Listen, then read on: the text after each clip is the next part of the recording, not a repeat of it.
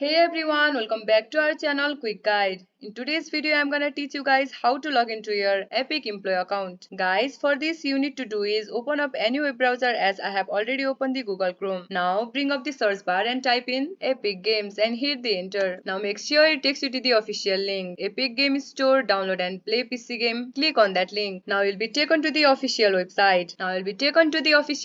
Of Epic Games. Now at the top right corner of your screen, you will see this kind of icon just near to download button. Click on that icon. Now you'll be taken to the new interface, which is sign in or sign up. Now here you need to enter your email address, or you can log in from your either Facebook account, Google account, etc. and just click on continue button. Now you'll be taken to the another interface, which is sign in to your Epic Games account. Now you need to enter your password over here. In case if you forgot your password, just click on forgot your password to recover your password, and now just click on sign in button. It might take a while. See, the page has been loaded. Now from here you can play the games. This much for today guys. If you guys find our video helpful, please leave a like and please do not forget to subscribe our channel and also hit the bell icon for our latest video and drop a comment for reviews and more content like this. I'll see you guys again in our next video. Thank you for watching.